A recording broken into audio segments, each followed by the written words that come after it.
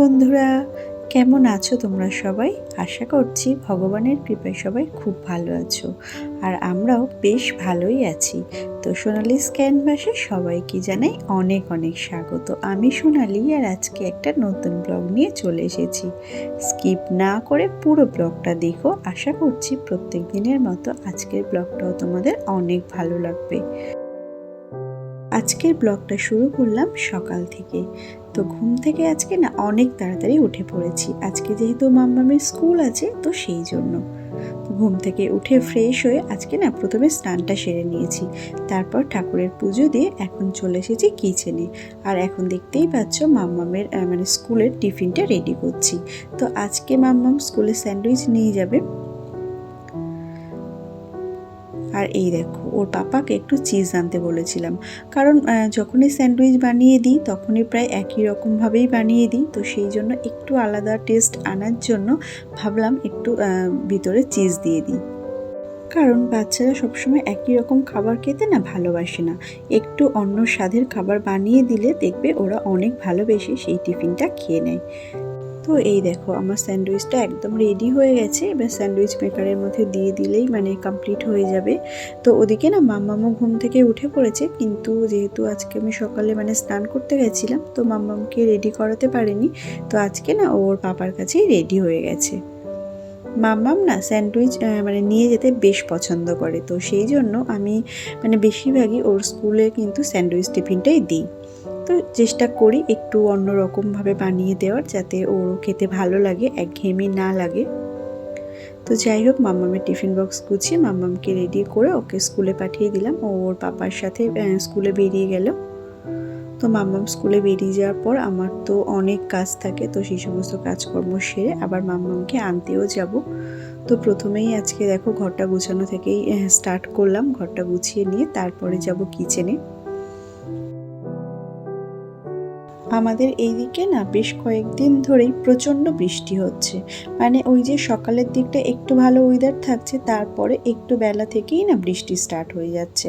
তো সেই জন্য আজকে না সকাল সকাল জামাকাপড়গুলো কেচে দিলাম, কারণ অনেক জামাকাপড় জমে গেছিলো, একদমই কাচতে পারছিলাম না।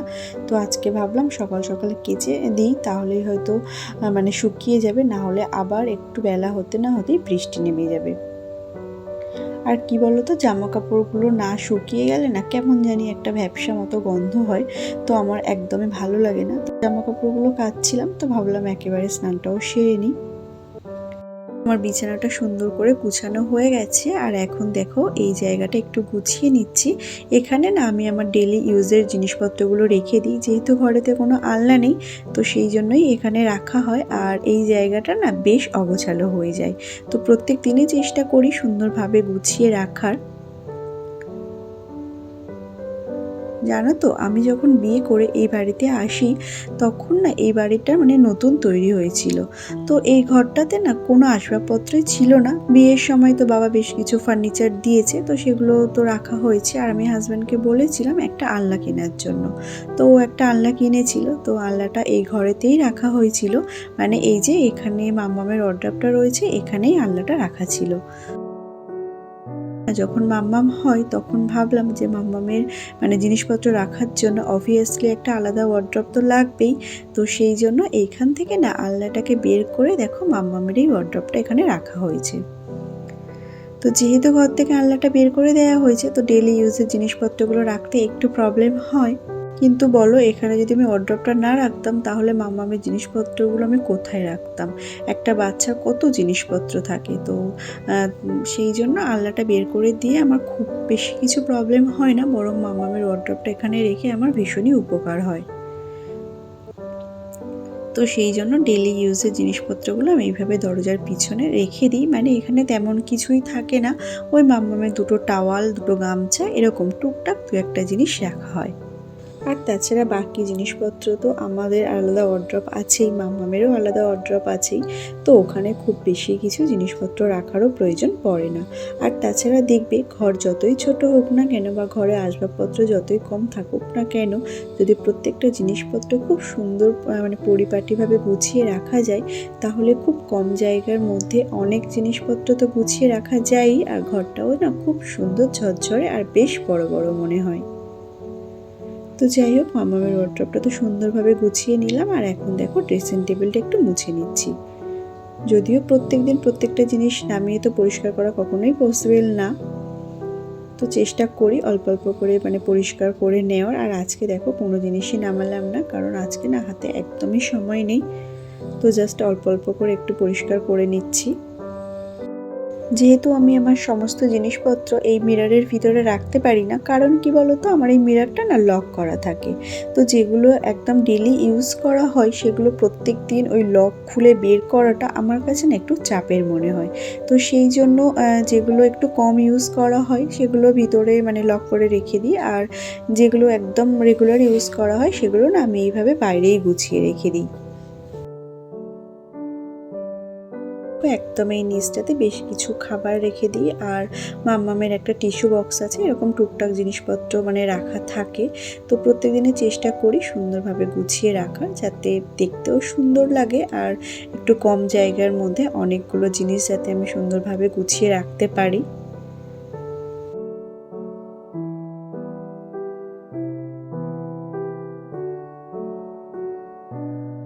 তো ঘরটা সুন্দরভাবে গুছিয়ে নিয়েছি, আর এখন দেখো চলে এসেছি কিচেনে, কারণ জানো তো আমার আজকে না ব্রেকফাস্টই করা হয়নি।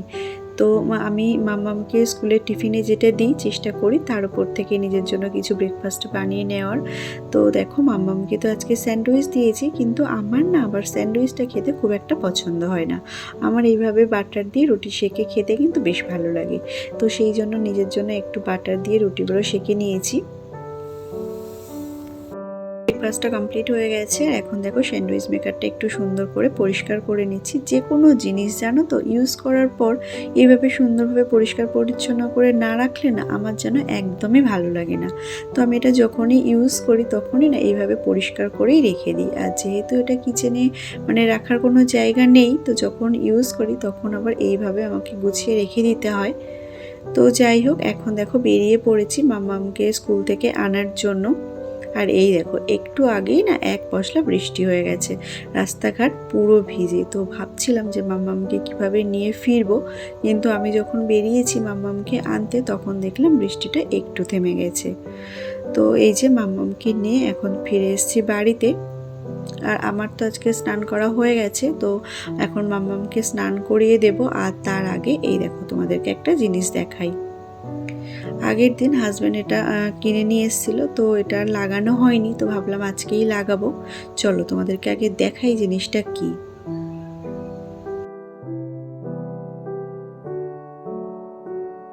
তো তোমরা হয়তো অনেকেই এটা দেখে বুঝতে পেরেছো, হয়তো অনেকের বাড়িতেও এটা আছে। এটার নাম কি আমি বলতে পারবো না, তবে এটা মানে জল তোলার কাজে ইউজ করা হয়। তো এটা না আমাদের বাড়িতে ছিল না, তো এই দেখো এখন জলের ড্রামের মধ্যে এটা লাগিয়ে দিচ্ছি। সব সময় না মানে ড্রামটাকে উপর করা যায় না, মানে আমি তো একদমই পারি না, যখনই উপর করার প্রয়োজন পড়তো তখন হাজব্যান্ডকে ডাকতে হতো। তো সেই জন্য না ও এটা কিনে নিয়ে এসছে। তো এটা বেশ ভালো, আর ইউজ করা তো বেশ সহজ, দেখতেই পাচ্ছ। যেহেতু আজকে আমার সকালে স্নান হয়ে গেছে আর মামামকেও স্নান করিয়ে দিয়েছি, তো আজকে না হাতে বেশ অনেকটাই সময় আছে। আর এই ফ্যানটাও অনেক দিন ধরেই ভাবছিলাম একটু পরিষ্কার করব, কিন্তু মানে সময় হচ্ছিল না। তো ভাবলাম আজকে যখন হাতে একটু সময় আছে তখন এটা একটু পরিষ্কার করে নিই। এটা একটা চার্জার ফ্যান, বেশ উপকারী মানে বলতে পারো, কারেন্ট চলে গেলে তো প্রচুর মানে সার্ভিস দেয়। তো আজকে দেখো একটু ভালো করে পরিষ্কার করে নিয়ে এখন চার্জ দিয়ে দিলাম। আর যেহেতু ফ্যানটা পরিষ্কার করেছি তো ঘরে না প্রচুর নোংরা পড়ে গেছে, তো সেই জন্য দেখো ঘরটা এখন ঝাড় দিয়ে পরিষ্কার করে নিচ্ছি। তো মাম্মামকেও খেতে দেব, আর মাম্মামকে খাইয়ে দিয়ে আমিও খেয়ে নেব।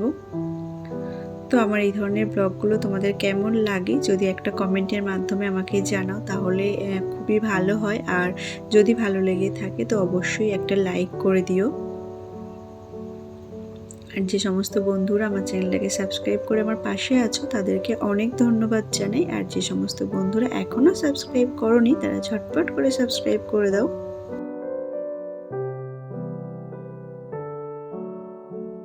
তো খাওয়া দাওয়া করার পর বেশ কিছুটা সময় রেস্ট নিয়েছিলাম, আর এখন হচ্ছে বিকাল হয়ে গেছে। তো এই দেখো মাম্মামকে নিয়ে চলে এসেছি একটু ছাদের উপরে।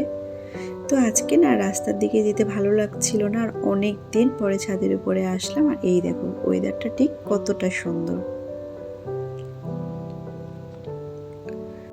আর এই দেখো আমার মাম্মাম কতটা বড় হয়ে গেছে। মাম্মাম এখন জামা কাপড়গুলো তুলে নিচ্ছে।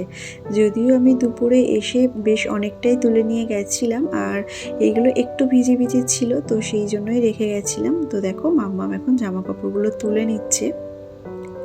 আর চলো তোমাদেরকে একটা জিনিস দেখাই, মাম্মাম সঙ্গে করে ছাদে কাকে নিয়ে এসছে। এই দেখো মাম্মাম সঙ্গে করে ওর গোপালকে নিয়ে এসছে। মাম্মাম না এই গোপালটাকে খুব পছন্দ করে, ও যেখানেই যায় এই গোপালকেই সঙ্গে করে নিয়ে যায়। এমনকি জানো তো, যখন ও রাত্রে ঘুমায় তখন কিন্তু এই গোপালকে ওর মানে বালিশের পাশে ঘুম পাড়িয়ে তারপরে ও কিন্তু ঘুমায়। এত ভালোবাসে এই গোপালটাকে নিয়ে থাকতে। তো যাই হোক, এখন তো একদম সন্ধ্যা হয়ে গেছে, আর আমরা নিচে এসে সন্ধ্যাটা দিয়ে নিয়েছি। আর এখন দেখো যে সমস্ত জামা কাপড়গুলো তুলে নিয়ে এসেছিলাম, তো সেগুলোই ভাঁজ করে নিচ্ছি। আর মাম্মামের স্কুলে তো প্রচুর হোমওয়ার্ক আছে, তো এই কাজগুলো করে নিয়ে মাম্মামকে হোমওয়ার্ক করাতে বসাবো। আর আমি এখন জামা কাপড়গুলো গোছাচ্ছিলাম, আর এই দেখো মাম্মাম বসে বসে টিভি দেখছে। তো এখন আমার জামা কাপড়গুলো সমস্ত ভাঁজ করা হয়ে গেছে, আর এখন যেগুলো যেখানে রাখার সেগুলো সেখানেই গুছিয়ে রেখে দেব। আর আজকে না জামা কাপড়গুলো গুছাতে আমার মাম্মা আমাকে অনেকটাই হেল্প করছিল। ও আমাকে একটা একটা করে এনে এনে দিচ্ছিল, আর আমি দেখো ওয়ার্ড্রপের মধ্যে সুন্দরভাবে জামা কাপড়গুলো গুছিয়ে রাখছিলাম। মেয়েরা তো এমনই হয় বলো, মায়ের কষ্ট সব থেকে বেশি বোঝে কিন্তু একটা মেয়ে। তো যাই হোক, আমার জামা কাপড়গুলো দেখো গুছানো হয়ে গেছে, আর এখন মাম্মাম পড়তে বসেছে। তো চলো আজকের মতো টাটা, সবাই খুব ভালো থেকো, সুস্থ থেকো। Thanks for watching.